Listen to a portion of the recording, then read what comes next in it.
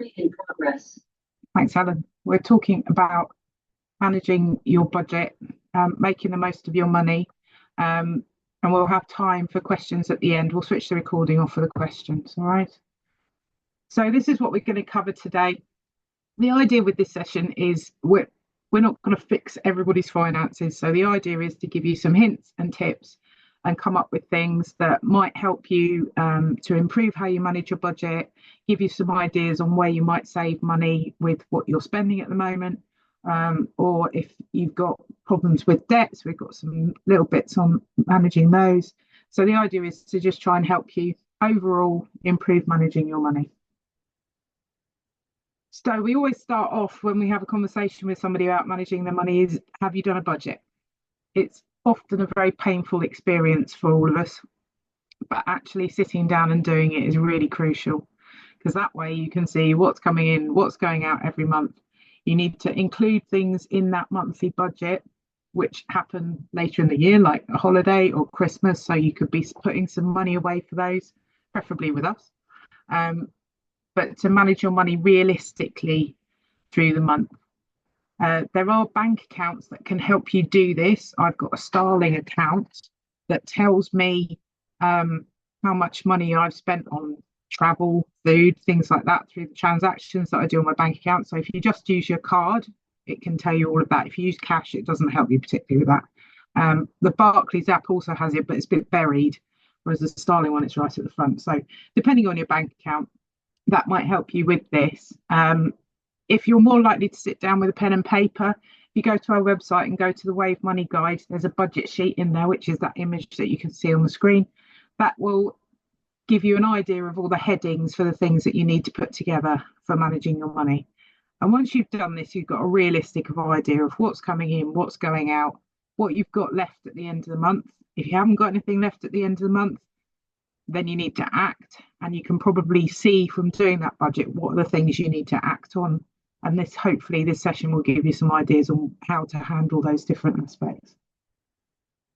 So when you analyse your spending, it's always a good idea to look at all your direct debits that are going out of your bank account. Are you using all your subscriptions? Do you need all the subscriptions you've got? Could you cancel some? Check if you're in contracts with any of them. A lot of people join a gym in January and then regret it by this time generally. So if you're not going and you're not using it and it's not a benefit to you, then is that the time to cancel it? The other things to look at, particularly if you're looking at wanting to borrow money or perhaps do a debt consolidation loan or something, look at what we would consider as lenders as non-essential spending. So gambling is something, particularly use of takeaway delivery services. We see a lot of that. And I mean, coffee is a bit of a running joke, isn't it? People often say, oh, well, you could save a fortune if you went buy a coffee every day.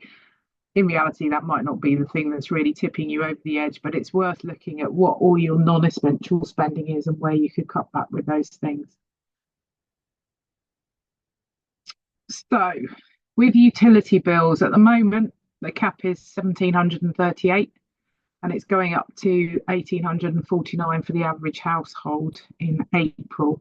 So there is an increase of £111 for that, which it would be over the year. Obviously, they change it every 3 months. So have a look at your energy suppliers app if you use it, if you're on direct debit, and see if you can up your direct debit from April to make sure you're not going to go into arrears. Absolutely make sure you do a meter reading on the last day of the month, especially when it's the last day of the quarter and the cap is going to change. You want to make sure, and if the cap is going up particularly, you want to make sure you are charged the right amount for what the energy you've used in the months up to March, and that then you will be charged at the higher rate going into April. And most apps for energy companies, you can do that on that, put the meter reading in. Have a look at switching provider. There was a couple of years when it just wasn't going to benefit you, but there are now options coming through and you can fix and you can choose energy sort of areas that you can choose. You can choose to only have green energy if you want to. That is generally more expensive than not. So have a look, see what your options are. And then there's things you can do with how you use your energy in your household. So doing things like bulk cooking in slow cookers, and then freezing bits or other meals for putting them in the fridge for later on in the week. Um, if you use a tumble dryer, they do eat a lot of electricity. So could you switch to one of the heated areas, which I believe are an option that is a lot cheaper. Um, Make sure you only run machines like washing machines and dishwashers when they're full. So if you're like me and you've got a teenage son who's bringing you a pair of jeans saying, "Mum, I want these washed," and you've just finished all your washing, the answer is no, you just have to wear something else and I'll wash it when I've got a full load. Um, and then if energy use is a real problem for you, look at the warm spaces that are available. I know in East Sussex and Kent, the councils have been involved with the other agencies to ensure that there's warm spaces that people can go to. We've got a cold snap at the moment, and it's definitely worth using these social spaces to be able to save on heating your own home and going. And it's also a social space so you can get to see other people. The priority is don't stop paying. If you've got problems with your energy bills, speak to your supplier. Um, and there are places you can turn for help, which are shown here. Um, and there's, particularly with the National Energy Action website, they've got lots of advice on how to reduce the costs of your bills and increase efficiency. But if you really are struggling with bills and you need help, go to your local citizens advice, because they often have energy specialist workers or people that can really help you to look at your arrears. They can help you engage with your energy supplier and get you some help. Other utility bills, water is going up a fair bit this year, which is something you need to account for in your budgeting. There's a 20% increase on drinking water from South East Water from the 1st of April. That's quite a hike. I think in the South East, we're getting one of the highest increases in bills for water. So you really need to keep an eye on that. And if you're doing a budget, make sure that you've accounted for that from April onwards. Same goes with your council tax, which will be going up depending on the council from sort of 3% to just under 5%. So again, that's a new cost that you need to account for. With telephone and broadband, they generally go up in the new financial year too. So have an expectation of that unless you're in a fixed price contract. There are options with broadband. They have social tariffs for people that are on benefits, so it's worth looking into those. The list there of those suppliers for broadband, they can help with social tariffs. The same goes with possibly combining bills. So EE and BT are one company now. I'm not recommending anyone, I'm just telling you these are options. And if you combine BT and EE for your landline, broadband and mobile phone, you can possibly save some money that way, but you're unlikely to be able to do that if you're on a social tariff. Sorry, just going back to the water, there are social tariffs, but they are for people generally that are on really, really low incomes. So if you're on a very low income and say perhaps you have children on free school meals, then you might be entitled to a social tariff with the water, but it is pretty low, a very low bar. With food, obviously there are food banks that are available to help people. You have to get a referral to them. Generally, Citizens Advice can do that. There are often other agencies in towns that can help you with referrals.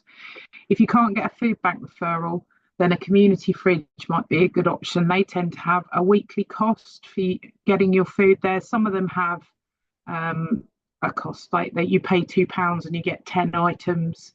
Some of them you pay, I don't know, £8 a week or something like that. So it varies on the different one, but it's worth looking into those. And there's also community supermarkets, and they are across some in East Sussex and in Kent, where you can do a pay as you feel model. So again, that depends on your income and how much you could pay for what you're getting. Some of the community kitchens and cafes that are available, they do cheap food, hot meals. Often they can do some days where it's completely free. So again, it's a case of letting your fingers do the walking, go on the internet and find out where they are. Cooking at home is definitely the cheapest way to go. We do see people apply for loans with us for living costs, and then they're spending a lot of money on getting food delivered. So if you make that change, you could definitely make a significant difference to your budget. If you think, oh God, I'm a terrible cook, there are lots of cheap meal options that you can find online. Things like Feed Your Family for a fiver, that kind of stuff. And those ones will be relatively simple meals that anyone can cook. The idea is not to be scared of having a go. And some places, like in Community Base in Brighton, we know that they offer cookery classes to help people in this position. So have a look around locally and see what support there is with cooking classes. There was a series of them run in Eastbourne that Helen and I were involved with a long time ago. So they do pop up around the place. They're not necessarily permanent, but it's worth having a look for them. If you're not sure where the local food banks, fridges, supermarkets, etc. are, in East Sussex, engaging with the food partnerships is the best way to find out where they are and who's running them and what days they're available. In Kent, KCC has a list of food banks on their website, and in Medway and Bexley, they have food bank websites which say the different locations where they're available. So depending on where you live, there's kind of different ways to access these resources and find out where they are. Maximising your income is really important if you're struggling with money. So checking out which benefits you might be entitled to is really important. On our website, we've got a free benefits calculator. It's anonymous, so you don't put in any personal details in that will be recorded. You just put in your position, how much you're earning or what your income is, and it will tell you what benefits it thinks you should be getting. So that might give you an opportunity to identify somewhere where you haven't claimed something that perhaps you should. Citizens Advice have a help to claim service. Again, that's another service that can help you get the right benefits. That's an online or telephone only service. And then there's the Money Helper content, which we've got on our website, which has lots of helpful tips on saving on utilities, all sorts of things like that. There's a budget calculator for people going on Universal Credit, and it also has a locator for finding free debt advice locally. So use those resources, make sure you're maximising your benefit income. Making the most of staff benefits is really important. A lot of companies, when they haven't been able to increase salaries, have looked at other options of helping you buy stuff with discounts. So it's kind of like putting more money back in your pocket without paying you anymore. So, for instance, at Wave, we use Reward Gateway. I know quite a few of the councils use My Staff Shop. And you can get discounts on supermarket shopping. You can get discounts on all sorts of things, from like cinemas and stuff to the basics, like doing your food. If you work for the NHS and other agencies, so this includes teachers and social workers, there's a list on their website of who can access this. So this is the blue light card. You pay a subscription of £4.99, but then there's lots of discounts on that as well. So I had a look on their website today, and there's a really long list. It's not just the NHS that can use it. There's an awful lot of different professions that can use it. If you wear a uniform for your job, you can claim back tax relief. And if you work from home, you can claim back money for that too. I would recommend going to Martin Lewis's website for that money saving expert. He's the best place to click the link to go to the right page to claim that back. But it's definitely worth doing that if you're working from home or you're wearing a uniform that you have to wash yourself. School costs. Schools can be pretty expensive when it comes to things like uniform, particularly in the summer. Second-hand sales often are run by PTAs. They're also on this screen, you can see Smarter Uniforms, which is a second-hand uniform website in Brighton. It's worth investigating those. Often you can see them, uniforms on sale on things like Facebook Marketplace, stuff like that. So you can pick up uniform for a lot less than you would have to pay. And I know particularly with schools where they have to wear blazers, that can be really expensive when they start in year 7. Free school meals if you're on benefits or you're struggling financially, it's worth investigating free school meals, because there's lots of other not having free school meals for your children actually gives you other options, which I'm going to go to in a minute. I used to be a school governor, and the teachers used to say, we know there are families that would be entitled to free school meals and they don't apply for it, and it's such a shame. And generally it was pride, the people not wanting to apply, and I get that completely. A lot of people don't feel comfortable applying, but actually there are other perks to having free school meals, so it's worth doing it. For instance, the next one, the school holidays. If you have a child on free school meals, the local authorities run activities and they feed the kids at those things.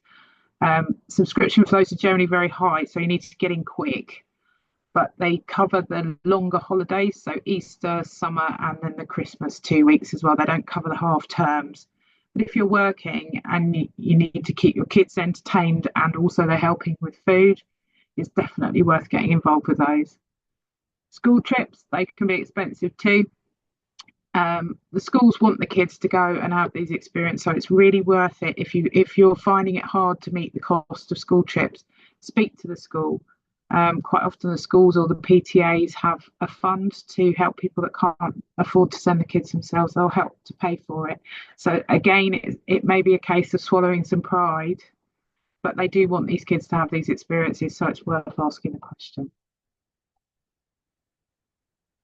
Summer holidays are coming, and if you're thinking of going away and you're looking at booking, I just put together a few things to think about. If you're buying currency to take with you, shop around, look where the good rates are. Often the supermarkets and the post office tend to be the lower rates. Don't change your money at the airport, it's more expensive. Change it before you go. If you're using a card to spend when you're abroad, there are cards that particularly have lower exchange rates. So Starling and Revolut tend to come out as the ones that most people use. I got a Starling account purely to use when I go on holiday. I don't use it as my standard account. I'm not particularly advising them. I'm just saying that's somebody I use because they have a lower charge on spending than if I use my normal bank account. If you're booking a holiday, definitely use the staff discount packages, which we talked about before. You can save hundreds on a family holiday if you're booking through a TUI or someone like that. You click the link through from the reward portal, and that will give you a cashback or a discount, and it's really worth doing that. Just using that route to get to book that holiday. And then it will be Christmas after the summer holidays, so it's time to start thinking about Christmas now and saving. We have recently opened a Christmas savings account, which is available to all our members. And the idea with that is that you save into it, but the money is locked until the 1st of November, and you can access those savings until Christmas Eve, and then we lock the account again for the following Christmas. If you've done your budget, which was on the first slide, and you know it's coming, and you want to start saving for it, then that's a great way of doing it. But whatever, start thinking about it now, because it may be March now, but before you know it, it will be September, and then before you know it, it's December. So it's really worth thinking about how you're going to meet those costs now. Buying presents throughout the year that are non-perishable can really help you. So if you're going to be buying, I don't know, candles or smellies or whatever for people, you can buy them in advance to spread the cost. I know a lot of people now are getting together with their family and their friends that they get together at Christmas with and saying, I'm not buying everyone a present. Let's do a Secret Santa and we all buy one present each, and they cap the budget. If people are struggling, that's a really good way to deal with that. And everyone still gets a present. It's still festive, but it's not costing people hundreds and hundreds of pounds. Saving your Christmas cards each year and then using the image bit as the tag on the present the next year is a good way of reusing things. But also, it's less waste, better for the environment. You can save up your loyalty points for your Christmas shop, which is something I do every year. And for Christmas dinner, if you've got people coming to you, ask them to do a course. You can say, if you're doing the turkey, then say to them, can you bring dessert? Spread the cost. People are willing to do it. Everyone knows how expensive it is.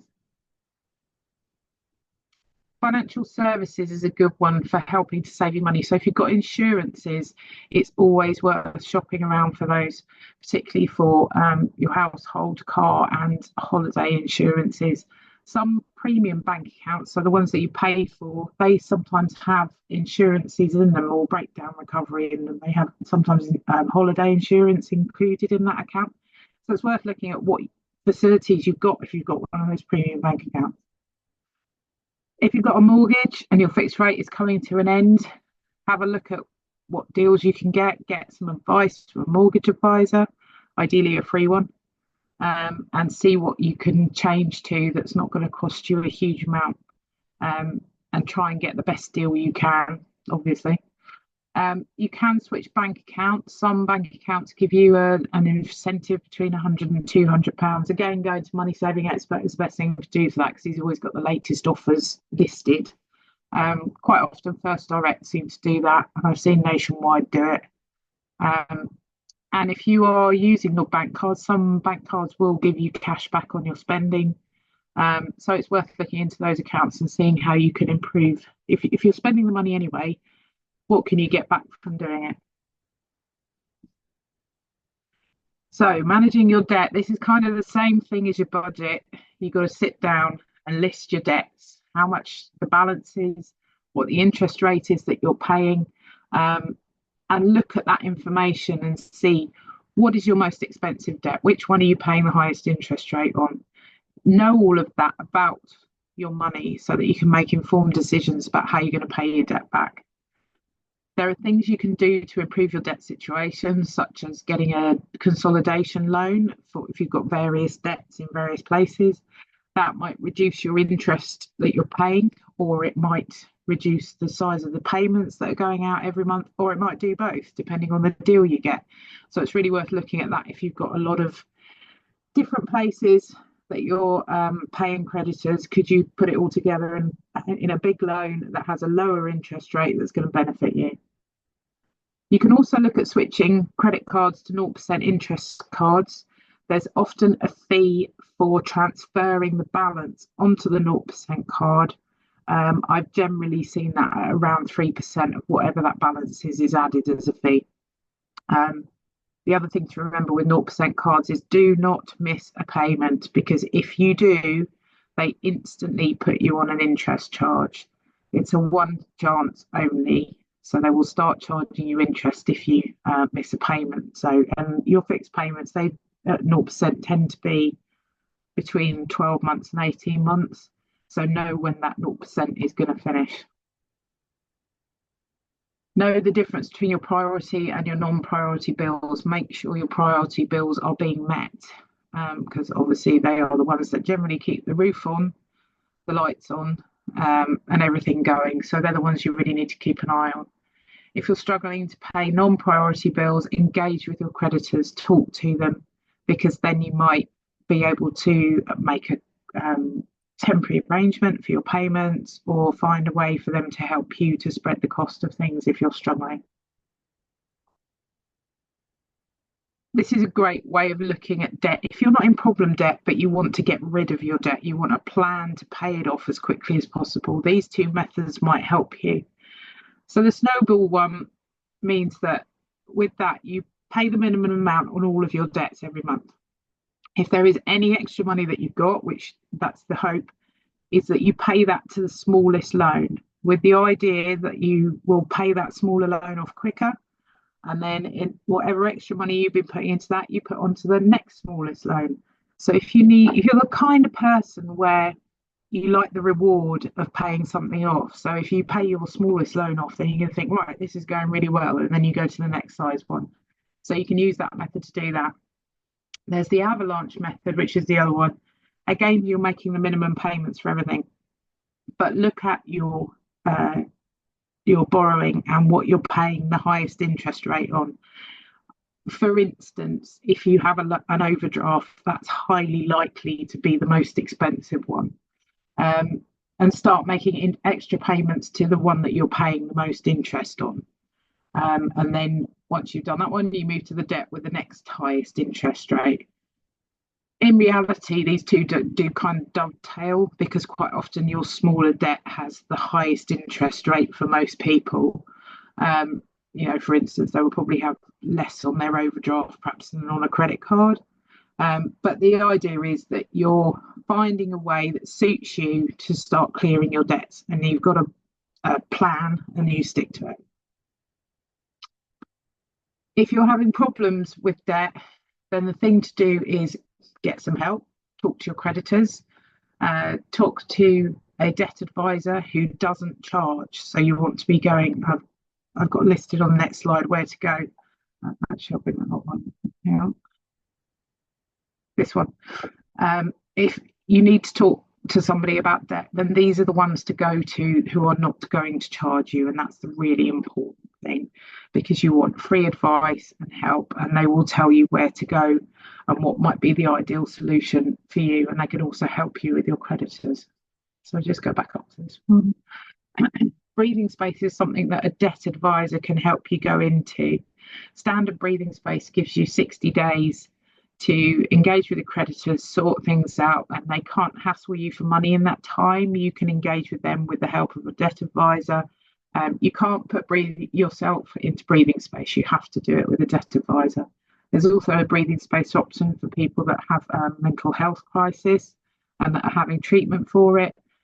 And if you're in that position, you can have a breathing space that lasts as long as you're having treatment for the mental health crisis. So if you've got problems with debt, please reach out and speak to a debt advisor, because they can really help you with a lot of different options.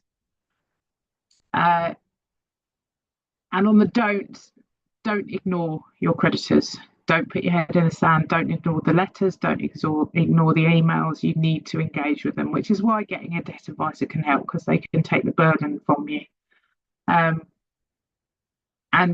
don't keep borrowing from other people to try and pay off the others, because ultimately that just ends up with more debt. It's not a good way of trying to manage it. One good thing to do, particularly if you're looking at consolidating your debts, is looking at your credit score and trying to get it to increase, because if you did want to consolidate your debts, the better your credit score, the lower interest rate you'll probably be charged on a debt consolidation loan. And showing good behaviour with managing credit is a really good way of getting the best rates when you want to borrow. So obviously the stuff on the left shows you how to improve your credit score. There's really basic things like, if you're not on the electoral roll, just go on it, because that will improve your credit score. Make sure you pay on time. Where it says not opening any new accounts in 6 months. So if you are applying for lots of credit, that will reduce your credit score. Just applications impact on your credit report. And also using how much you use of your limit, if you're with a credit card particularly, not being maxed out on your cards and trying to keep below 30% of your limit will improve your credit score. We'll put to that one. So if you feel like you don't really know what to do or where to turn, getting your head around managing money and thinking about it as a more kind of daily thing, or as more of part of your life, a good thing to do is to sign up to some of these free newsletters that will come to your email address. They have savings tips, they give you ideas, and what they'll do is help get your head in the right space. There's also other places you can go for support, like the local councils all have cost of living support pages, which all have the most up-to-date information on what the councils can do to help you, or what other agencies can do to support you. And we do our best to put things on social media, including hints and tips. We put stuff from other agencies that we can share of projects that are going on that might be able to help people that are struggling with money at the moment. So I'll just finish up with a little bit about us. We're a not-for-profit savings and loans cooperative. If you're not already a member, you can join us if you live or work in Brighton and Hove, East Sussex, Kent, Medway and Bexley. At the moment, we're just shy of 15,000 members. We have savings, loans, basic bank account, and then we have a workplace savings scheme where people can save and repay loans straight through their wages with us, through their wages with their employer, sending the money to us. And we do lots to help people access financial services. We do these webinars, series like this. So we want to help with financial education, financial well-being. So that's all part of our cool social mission. If you wanted to join us, there's a one-off membership fee of £5. The best way to join us is online. So you can do that via the website or via the app. If you joined us that way, you would then get a bounce back asking for a direct debit of £6, £5 for your membership fee, and £1 to open your savings account with us. If you work for an employer partner, you could set up saving with us regularly straight away. You could do that either when you complete the membership application. You can say who you work for and how much you want to save, and we can process it that way. Alternatively, you can visit the Chorus website, which is our workplace savings scheme website, and you could set up a deduction that way. You can apply for loans online or via the app. We've got a loans calculator that helps you work out what your repayments might be. And the best thing to do when you join us is to register for online banking, use the app so you can manage your accounts 24/7. And that's everything from me. So if anybody's got any questions,